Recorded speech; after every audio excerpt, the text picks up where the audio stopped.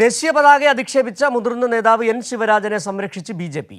ദേശീയ പതാകയ്ക്ക് പകരം കാവിക്കൊടി ഉപയോഗിക്കണമെന്നാണ് ഇന്നലെ ശിവരാജൻ പ്രസ്താവന നടത്തിയത്.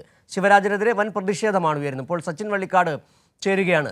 സച്ചിൻ, ഒരുപക്ഷെ RSSന്റെ ബി.ജെ.പിയുടെ ഉദ്ദേശം തന്നെയാണ് ശിവരാജന്റെ വാക്കുകളിലൂടെ പുറത്തു വന്നത്. ദേശീയ പതാക അവഹേളിച്ചുകൊണ്ട് കാവിക്കൊടി ഉയർത്തണമെന്ന് പറയുന്ന ശിവരാജൻ പറഞ്ഞതാണ് ശരിക്കും ദേശദ്രോഹപരമായ പ്രവൃത്തി.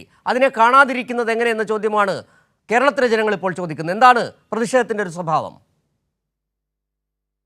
വലിയ രീതിയിലുള്ള ഒരു പ്രതിഷേധം തന്നെയാണ് എൻ ശിവരാജന്റെ പരാമർശത്തിലൂടെ പാലക്കാടും അതുപോലെ തന്നെ കേരളത്തിന്റെ വിവിധ ഭാഗങ്ങളിലും ഉണ്ടായിട്ടുള്ളത്. പ്രധാനമായും ഇന്നലെ ദേശീയ പതാക കാവിക്കൊടി ആക്കണമെന്ന ഒരു വിവാദ പരാമർശമാണ് ബി.ജെ.പിയുടെ മുതിർന്ന നേതാവും പാലക്കാട് നഗരസഭാ കൗൺസിലറുമായ എൻ ശിവരാജൻ നടത്തിയത്. മാത്രമല്ല ദേശീയ പതാക കാവിക്കൊടിയാക്കണം, അതുപോലെ തന്നെ ഈ സമാനമായ രീതിയിൽ ദേശീയ പതാകക്കൊപ്പമുള്ള മറ്റ് പതാകകളൊക്കെ ഒഴിവാക്കണം എന്ന രീതിയിലുള്ള പരാമർശം ശിവരാജൻ നടത്തിയിട്ടുണ്ട്. മുൻപും ഇത്തരത്തിലുള്ള ഒരു പ്രവണത ബി.ജെ.പിയുടെ ഭാഗത്ത് നിന്ന് പാലക്കാട് ഉണ്ടായിട്ടുണ്ട്. കാരണം ബി.ജെ.പി പാലക്കാട് നഗരസഭ ഭരണം പിടിച്ചപ്പോൾ പാലക്കാട് നഗരസഭയ്ക്ക് മുകളിൽ ജയ് ശ്രീറാം എന്ന ഫ്ലക്സ് ബോർഡ് ഉയർത്തിയിരുന്നു. ഇതിനെതിരെ ശക്തമായ പ്രതിഷേധം നടത്തിയത് ഡിവൈഎഫ്ഐ ആയിരുന്നു. ദേശീയ പതാക ഉയർത്തിക്കൊണ്ടായിരുന്നു ഡിവൈഎഫ്ഐ അന്ന് പ്രതിഷേധിച്ചത്. അതിന് സമാനമായ രീതിയിൽ തന്നെ ഇന്നലെ ഡിവൈഎഫ്ഐയുടെ നേതൃത്വത്തിൽ ഭരണഘടനയുടെ ആമുഖം ഉയർത്തിക്കൊണ്ട് നഗരത്തിൽ പ്രതിഷേധ പ്രകടനം നടത്തി.